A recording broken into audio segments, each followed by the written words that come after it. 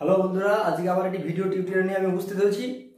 আজকে আমাদের যে ভিডিও টিউটোরিয়াল, সেই ভিডিও টিউটোরিয়ালের ব্যাপারে আমরা জানবো সাইন্যাপসের ব্যাপারে, সাইন্যাপসের গঠন এবং সাইন্যাপসের কার্যপদ্ধতি। আমরা জানি স্নায়ুতন্ত্রের মধ্যে নিউরনগুলি সুসংবদ্ধভাবে সজ্জিত থাকে।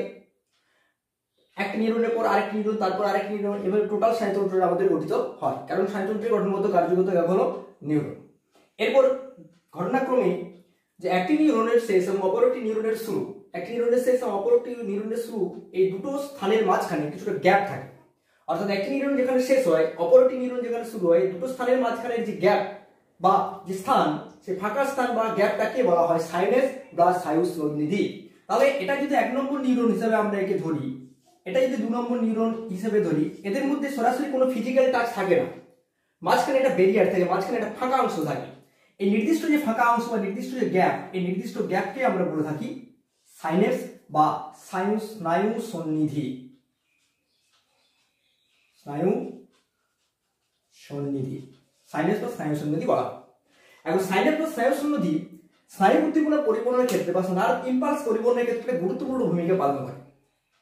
স্নায়ু সন্নিধি বা সাইন্যাপস স্নায়ু স্পন্দন পরিবহনের ক্ষেত্রে একটা নিউরন থেকে অন্য একটা নিউরনে স্নায়ু স্পন্দন পরিবহনের ক্ষেত্রে এই স্নায়ু সন্নিধি গুরুত্বপূর্ণ ভূমিকা পালন করে। কেন গুরুত্বপূর্ণ ভূমিকা পালন করে? না, এখানে কিছু রাসায়নিক পরিবর্তন সম্পন্ন হয়। এখানে কিছু রাসায়নিক পরিবর্তন সম্পন্ন হয়, যে রাসায়নিক পরিবর্তনের মাধ্যমে একটা স্নায়ু থেকে স্নায়ু স্পন্দন স্থানান্তরিত হয়ে অন্য স্নায়ুতে পৌঁছায়।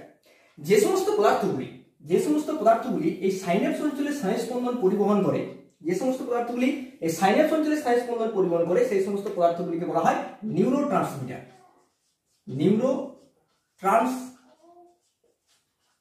ট্রান্সমিটার অর্থাৎ যে সমস্ত পদার্থগুলি, বিশেষত রাসায়নিক পদার্থগুলো প্রত্যেকটি, তাহলে যে সমস্ত রাসায়নিক পদার্থ সাইন্যাপস অঞ্চলে স্নায়ু স্পন্দন পরিবহন করে, সেই সমস্ত পদার্থগুলিকে বলা হয় নিউরোট্রান্সমিটার, বলা হয় নিউরোট্রান্সমিটার। আমাদের শরীরের মধ্যে বিভিন্ন প্রকারের নিউরোট্রান্সমিটার আছে, বিভিন্ন ধরনের নিউরোট্রান্সমিটার আছে, বিভিন্ন প্রকারের আছে, বিভিন্ন ধরনের আছে, বিভিন্ন টাইপের নিউরোট্রান্সমিটার আছে। তার মধ্যে কতগুলি গুরুত্বপূর্ণ নিউরোট্রান্সমিটার হলো যেমন হচ্ছে অ্যাড্রিনালিন,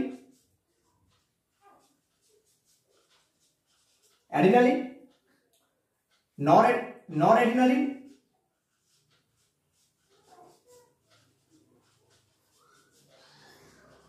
অ্যাসিটাইলকোলিন,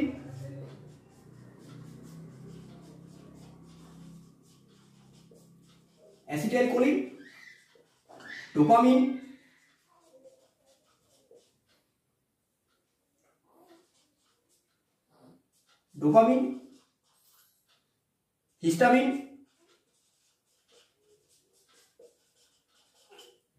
হিস্টামিন এবং গাবা।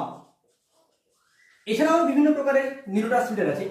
তাহলে অ্যাড্রিনালিন, নরঅ্যাড্রিনালিন, অ্যাসিটাইলকোলিন, ডোপামিন, হিস্টামিন এবং গাবা, এই প্রত্যেকটি হলো আমাদের নিউরোট্রান্সমিটার, যে নিউরোট্রান্সমিটারগুলি স্নায়ু সন্নিধি অঞ্চলে বা সাইন্যাপস অঞ্চলে স্নায়ু স্পন্দন পরিবহনের ক্ষেত্রে গুরুত্বপূর্ণ ভূমিকা পালন করে থাকে। তাহলে স্নায়ু স্পন্দন পরিবহনের ক্ষেত্রে এদের একটা গুরুত্বপূর্ণ ভূমিকা আছে।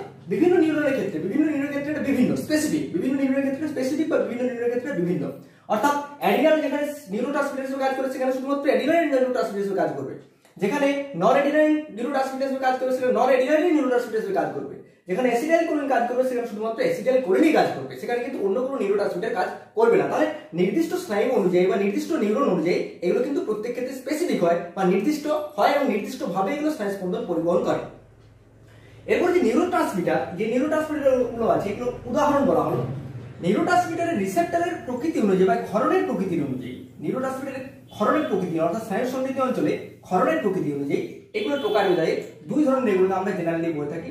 একটা হচ্ছে নিউরনগুলোকে দুটো ভাগে ভাগ করা হয় ক্ষরণের প্রকৃতি অনুযায়ী। একটা হচ্ছে অ্যাডিনার্জিক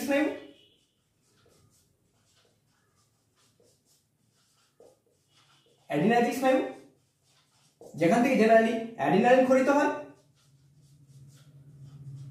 অ্যাড্রিনালিন নিউরোট্রান্সমিটার হিসেবে ক্ষরিত হয়। আর হচ্ছে কোলিনার্জিক স্নায়ু,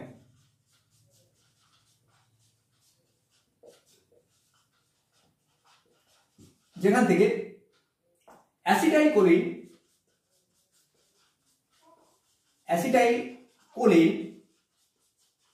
নিউরোট্রান্সমিটার হিসেবে ক্ষরিত হয়। তাহলে অ্যাড্রিনার্জিক যে সমস্ত স্নায়ুগুলি আছে, সেই স্নায়ু শেষের স্থিত প্রান্ত বা সাইন্যাপটিক নব, সেই সাইন্যাপটিক নব অঞ্চল থেকে অ্যাড্রিনাল ধর্মী বা অ্যাডিনাল নিউরোট্রান্সমিটার খরিত হয় পরবর্তী স্নায়ুতে স্নায়ু স্পন্দন পরিবহন করে। কোলিনারি স্নায়ুগুলোর ক্ষেত্রে যে সাইন্যাপটিক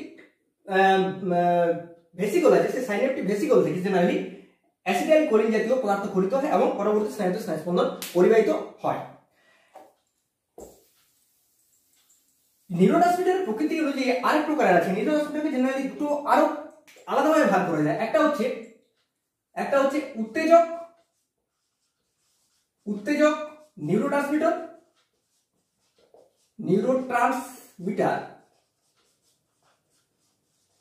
উত্তেজক নিউরোট্রান্সমিটার যারা স্টিমুলাসকে বহন করে নিয়ে যায় এক নিউরন থেকে অপর নিউরন পর্যন্ত।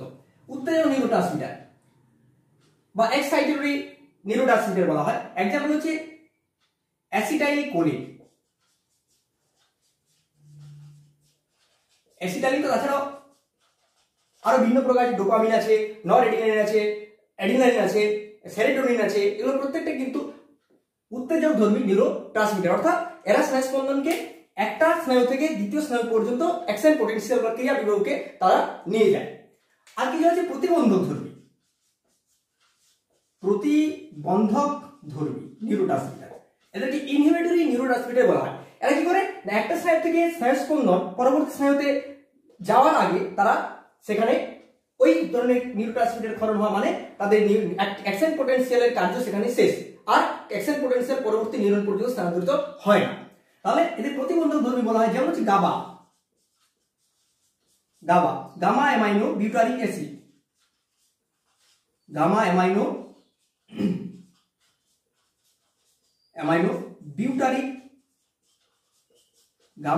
Butyric acid.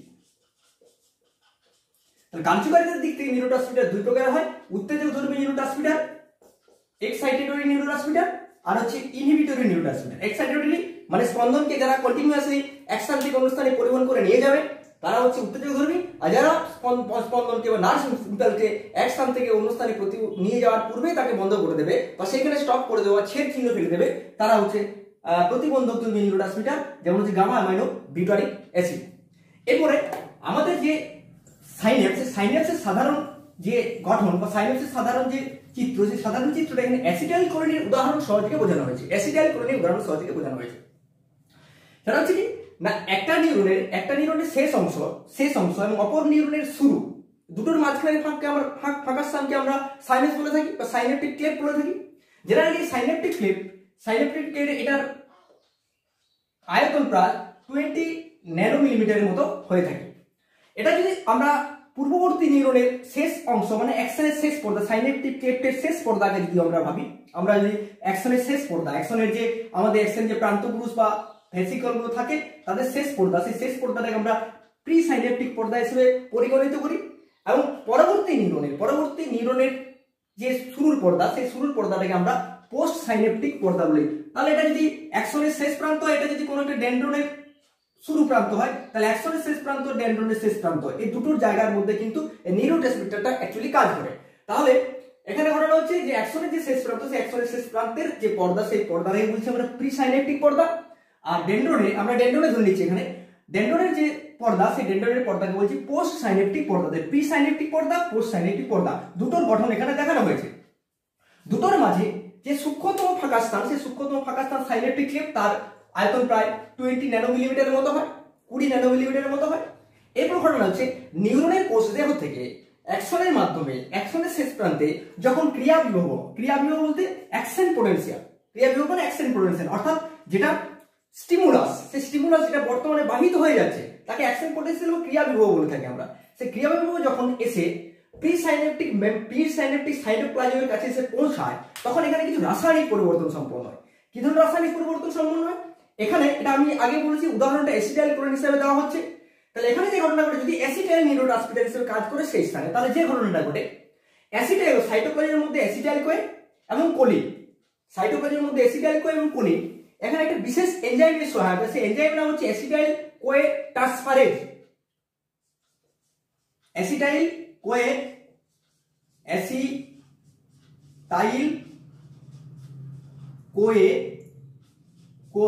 এটা ট্রান্সফারেজ, এটা সিনথেটেজ, অ্যাসিটাইল কোয়ে সিনথেটেজ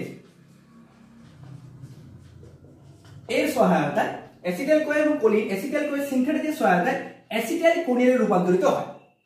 তার মানে ওই জায়গায় ওই স্থানে অলরেডি আগে থেকে অ্যাসিটাইল কোলিন থাকে না, নির্দিষ্ট ক্রিয়াবিভবে পৌঁছানোর পরে নির্দিষ্ট রাসায়নিক পরিবর্তনের মাধ্যমে অ্যাসিটাইল কোয়ে এবং কোলিন পরস্পরের সঙ্গে রাসায়নিক বিক্রিয়ার মাধ্যমে অ্যাসিটাইল কোলিন প্রস্তুত হয় বা তৈরি হয় সেই স্থানে। নেক্সট যে ঘটনা ঘটে সেটা হচ্ছে যে অ্যাসিটাইল কোলিন প্রস্তুত হলো সেই অ্যাসিটাইল কোলিন কি হয়, নির্দিষ্ট সাইটোপ্লাজমের মধ্যে যে নির্দিষ্ট সাইটোপ্লাজমের মধ্যে ভেসিকলের ভেতর, ভেসিকল বলতে ক্ষুদ্র ক্ষুদ্র থলির ভেতর এগুলো প্রবেশ করতে শুরু করে, এগুলো ক্ষুদ্র ক্ষুদ্র থলির ভিতরে ভেসিকলের ভিতর প্রবেশ করতে শুরু করে অ্যাসিটাইল কোলিন নামক নিউরোট্রান্সমিটার। অ্যাসিটাইল কোলিন যখন থলির ভিতর প্রবেশ করে যখন তাদের কমপ্লিট হয়ে যায় তখন এখানে আরেকটা মেকানিজম ঘটে, কি হয় না সেই সময় আউট স্থান থেকে ক্যালসিয়াম প্লাস প্লাস আয়নের ইনফ্লাক্স ঘটে। ক্যালসিয়াম প্লাস প্লাস আয়নের ইনফ্লাক্স ঘটে কোথায় না প্রিসাইন্যাপটিক মেমব্রেনের সাইটোপ্লাজমে। তাহলে প্রিসাইন্যাপটিক মেমব্রেনের থ্রু আর যে ক্যালসিয়াম চ্যানেল থেকে সেই ক্যালসিয়াম চ্যানেলের থ্রু CF++ এর ইনফ্লাক্স ঘটে। CF++ আয়নের ইনফ্লাক্সের ফলে নির্দিষ্ট যে ভেসিকল বা থলিগুলো থাকে সেই থলিগুলো প্রিসাইন্যাপটিক মেমব্রেনের শেষ প্রান্তে এরা পরস্পরের সাথে ফিউজ হয়ে যায় বা যুক্ত হয়ে যায় এবং নির্দিষ্ট রাসায়নিক পদার্থ সাইন্যাপস অঞ্চলে রিলিজ করে দেয় এক্সোসাইটোসিস পদ্ধতিতে। টোটাল প্রসেসটা কিন্তু এক্সোসাইটোসিস পদ্ধতি। তাহলে প্রথম নম্বর হলো কি অ্যাসিটাইল কোলিন তৈরি, দ্বিতীয় নম্বর হচ্ছে সেই নির্দিষ্ট অ্যাসিটাইল কোলিনের ভেসিকলের ভিতর স্থানান্তরণ, তিন নম্বর হচ্ছে অ্যাসিটাইল কোলিন যেটা স্থানান্তরিত হয় সেটা এক্সোসাইটোসিস পদ্ধতিতে প্লাজমা পর্দার মাধ্যমে ফিউজ হয়ে বাইরে বেরিয়ে যাওয়া, কোথায় বেরিয়ে যাওয়া সাইন্যাপটিক ক্লেফট অঞ্চলে বেরিয়ে যাওয়া, সাইন্যাপটিক ক্লেফট অঞ্চলে রিলিজ হওয়ার কারণ কি না ক্যালসিয়াম আয়নের ইনফ্লাক্স, ক্যালসিয়াম আয়ন ভিতরে প্রবেশ করার জন্য। সাইন্যাপটিক ক্লেফট অঞ্চলে অ্যাসিটাইল কোলিন রিলিজ হওয়ার পর পোস্ট সাইন্যাপটিক মেমব্রেনে যদি acetyl choline post synaptic membrane ওই নির্দিষ্ট নিউরনের ক্ষেত্রে অ্যাসিটাইল কোলিন নিউরোট্রান্সমিটার হয়, তাহলে পোস্ট সাইন্যাপটিক মেমব্রেনে নির্দিষ্ট কিছু গ্রাহক থাকে, সেই গ্রাহকগুলো হচ্ছে অ্যাসিটাইল কোলিন গ্রাহক। এই যে প্রত্যেকটা গ্রাহক দেখানো হয়েছিল প্রত্যেকটা অ্যাসিটাইল কোলিন গ্রাহক। সেই নির্দিষ্ট অ্যাসিটাইল কোলিন গ্রাহক পরবর্তীকালে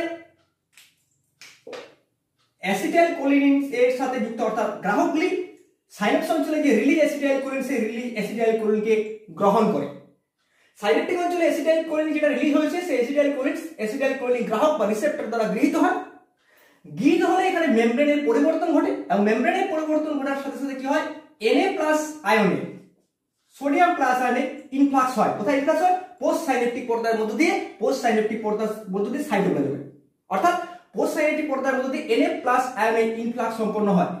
Na+ আয়নের ইনফ্লাক্স সম্পন্ন হওয়ার সঙ্গে সঙ্গে পোস্ট সাইন্যাপটিক সাইটোপ্লাজমে তার ভোল্টেজের পরিবর্তন ঘটে এবং তার বিষমবর্তন বা তার ডিপোলারাইজেশন ঘটার সাথে সাথে তৎক্ষণাৎ কি হয় না সেখানে নির্দিষ্টভাবে অ্যাকশন পোটেনশিয়াল বা ক্রিয়া বিভবের সৃষ্টি হয়, যে ক্রিয়া বিভব এরপর আস্তে আস্তে কোষ দেওয়া হয়ে অ্যাকশন হয়ে পরবর্তী নিউরনের শেষ প্রান্ত পর্যন্ত প্রসারিত হয়। তাহলে এটা সাধারণ মেকানিজম।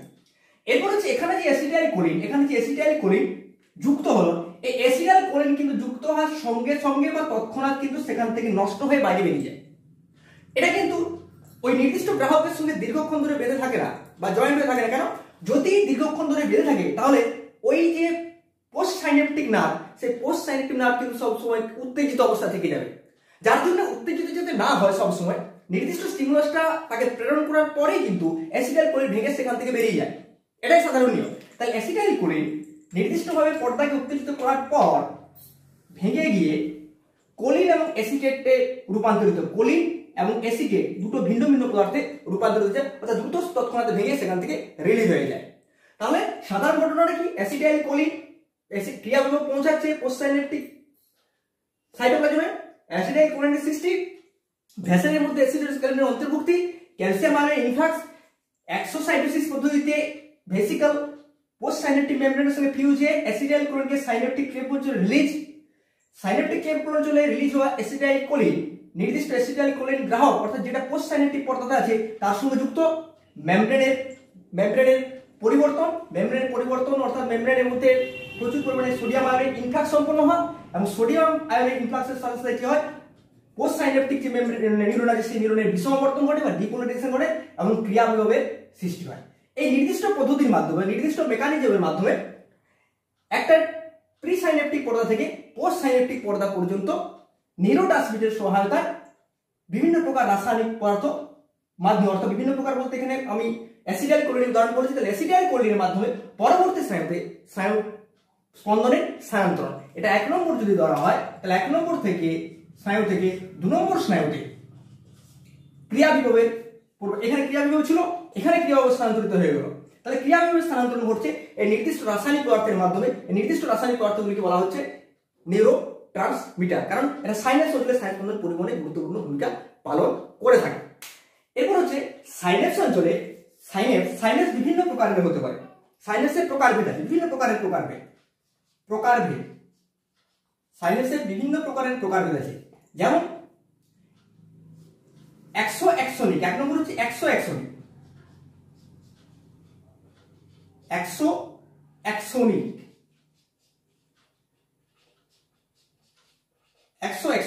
অর্থাৎ একটি নিউরনের অ্যাকশনের শেষ আর অপর নিউরনের অ্যাকশনের শুরু, মানে একটা নিউরনের অ্যাকশনের শেষের সঙ্গে অপর নিউরনের কোনো একটা অ্যাকশনের যদি সংযোগস্থল গঠিত হয় এবং তার মধ্যে দিয়ে রাসায়নিক বার্তা যদি আদান প্রদান হয়, তাহলে সেই সাইন্যাপসকে বলবো আমরা এক্সোএক্সনিক সাইন্যাপস।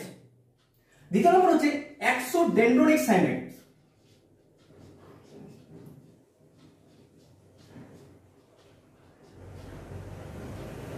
এক্সোডেন্ড্রনিক সাইন্যাপস, এক্সোডেন্ড্রনিক সাইন্যাপস একটা নিউরনের অ্যাকশনের শেষ, অপর একটা নিউরনের ডেন্ড্রনের শুরু, অর্থাৎ এই যে ছবি যেটা বোঝানো হলো এইমাত্র, এটা হচ্ছে একটা এক্সোডেন্ড্রনিক সাইন্যাপসের উদাহরণ। তাহলে এক্সোডেন্ড্রনিক সাইন্যাপস, অ্যাকশনের সাথে ডেন্ড্রনের যেখানে সংযোগস্থল সেই গ্যাপকে বলবো আমরা এক্সোডেন্ড্রনিক সাইন্যাপস। আবার এক ধরনের হয়, সেটা হচ্ছে এক্সোসোমাটিক সাইন্যাপস। এক্সোসোমাটিক অ্যাকশনের সাথে সোমা, অর্থাৎ নিউরনের যে কোষ দেহ তাকে সোমা বলা হয়, নিউরোসাইক্লিন বা সোমা বলা হয়। তাহলে অ্যাকশনের সাথে যদি কোষ দেহের সংযোগ গঠিত হয়, তাহলে সেই সাইন্যাপসকে বলবো আমরা এক্সোসোমাটিক সাইন্যাপস। তাহলে সাইন্যাপস সাধারণত 3 প্রকারের হয়ে থাকে। এক্সোনিক সাইন্যাপস, অ্যাকশনের সাথে অ্যাকশনের সংযোগস্থল, এক্সোডেন্ড্রনিক সাইন্যাপস, অ্যাকশনের সাথে ডেন্ড্রনের সংযোগস্থল, এক্সোসোমাটিক সাইন্যাপস, অ্যাকশনের সাথে সোমাটিক সোমা বা নিউরোসাইক্লিনের যে সংযোগস্থল, সেই নিউরোট্রান্সমিটারের সংযোগস্থল হচ্ছে এক্সোসোমাটিক সাইন্যাপস। তাহলে ভিন্ন প্রকারের সাইন্যাপস হতে পারে, নিউরোট্রান্সমিটারের উপরে ভেদ করে এটা ভিন্ন ভিন্ন প্রকারের হয়। এরপর হচ্ছে আমাদের যে নিউরোট্রান্সমিটারগুলি আছে সেগুলি কোন কোন ক্ষেত্রে কোথায় কোথায় এগুলো বেশি পাওয়া যায়। যেমন হচ্ছে আমি 1 নম্বর বলছি অ্যাসিটাইল কোলিন। অ্যাসিটাইল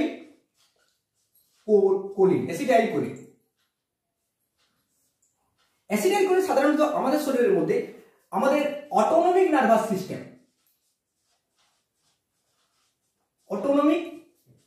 সিস্টেম, অর্থাৎ আমাদের স্বয়ংক্রিয় স্নায়ুতন্ত্রের যে সাইন্যাপস বা স্বয়ংক্রিয় স্নায়ুতন্ত্রের যে স্নায়ুগুলি থাকে, তারা সাধারণত এই অ্যাসিটাইল কোলিন ব্যবহারের মাধ্যমে সাইন্যাপস স্নায়ু স্পন্দন পরিবহন করে থাকে। তারপর হচ্ছে নরএপিনেফ্রিন। এটা এক প্রকারের আমাদের নিউরোট্রান্সমিটার। জেনারেলি এটা সাধারণত ব্রেন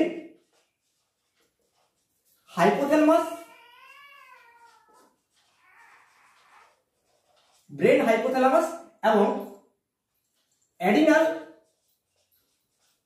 গ্ল্যান্ড, এই সমস্ত অঞ্চলে যে স্নায়ুগুলি থাকে সেই স্নায়ুগুলিতে সাধারণত স্নায়ু স্পন্দন পরিবহন করে থাকে। ডোপামিন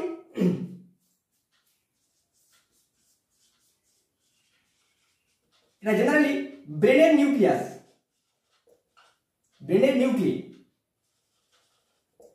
যে নিউক্লিয়াসগুলি থাকে সেই নিউক্লিয়াসগুলি বিভিন্ন প্রকারের নিউক্লিয়াস আছে, সেই বিভিন্ন প্রকারের নিউক্লিয়াসগুলোর মধ্যে অত ডিটেইলসে যাচ্ছি না। সেই নিউক্লিয়াসগুলোর মধ্যে যে নিউরোট্রান্সমিটারগুলো পাওয়া যায় জেনারেলি সেই নিউরোট্রান্সমিটার ডোপামিন প্রকৃতি। তারপর হচ্ছে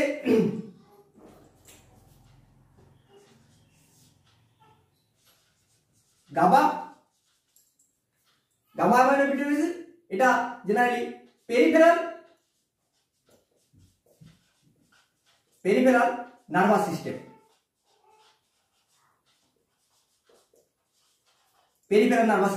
প্রান্তীয় স্নায়ুতন্ত্রের মধ্যে গামা অ্যামাইনো বিউটারিক অ্যাসিড স্নায়ু স্পন্দন পরিবহনের ক্ষেত্রে গুরুত্বপূর্ণ ভূমিকা করবে। তাহলে অ্যাসিটাইল কোলিন সাধারণত অটোনমিক নার্ভাস সিস্টেমের ক্ষেত্রে বেশি পরিমাণে পাওয়া যায়, বা অটোনমিক নার্ভাস সিস্টেমের নিউরনগুলি সাধারণত অ্যাসিটাইল কোলিনের মাধ্যমে স্নায়ু স্পন্দন পরিবহন করে।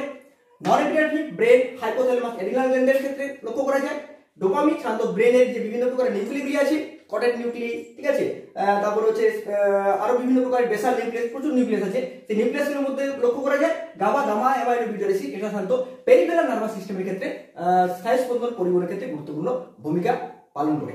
আশা করি এই ভিডিওটিতে সায়েন্স সম্বন্ধে সাধারণ আইডিয়াটা মোটামুটি পরিষ্কার হলো। যদি এই ভিডিওগুলো ভালো লেগে থাকে তাহলে অবশ্যই শেয়ার এবং সাবস্ক্রাইব করুন। নমস্কার, ধন্যবাদ।